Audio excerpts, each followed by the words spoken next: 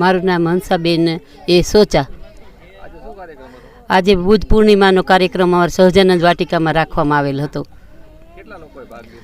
આખી સોસાયટી આમાં રંગે ચંગે સાથ લીધો હતો બધાએ અને સારી રીતે અમે કાર્યક્રમની ઉજવણી કરી।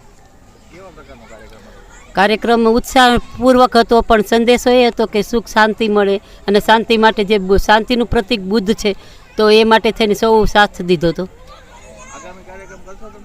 હા હા, કાર્યક્રમ તો અમે નાના મોટા અમારી સહજાનંદ વાટિકામાં ચાલે જ છે અને હજુ અમે કરશું જ આ કાર્યક્રમો કરીએ। ઉપરાંત અમે જાગૃતિ ફેલાવવાનું કામ સાવિત્રીબાઈ ફૂલે મહિલા મંડળ કરે છે।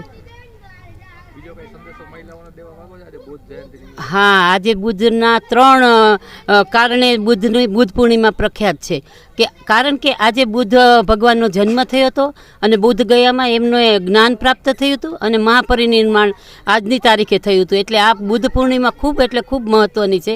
બુદ્ધિસ્ટ લોકો આ એનો મોટો પર્વ ઉજવે છે એટલે આ માટે થઈ અને અમે ખૂબ જ શાંતિથી આ કાર્ય પૂર્ણ કર્યું છે। ચુડાસમા રસીલા। આજે અમારા સહજાનંદ વાટિકામાં બુદ્ધ પૂર્ણિમાની ઉજવણી કરવામાં આવી હતી। આજે આખા સહજાનંદ વાટિકાના તમામ વ્યક્તિઓએ હાજરી આપી અને સારી રીતે પૂર્ણિમાની ઉજવણી કરવામાં આવી હતી। અને આ પૂર્ણિમા છે એ વૈશાખી સુદ પૂર્ણિમા હોય છે જે મોટી પૂર્ણિમા આવેલી હોય છે। અમારી રેલી કાઢવામાં આવી હતી। આવા નાના મોટા પ્રોગ્રામ કરવા જોઈએ એટલે આખી સોસાયટીના લોકો બધાય ભાગ સ્વરૂપે ભેગા થઈ શકે છે। आपका क्या नाम है?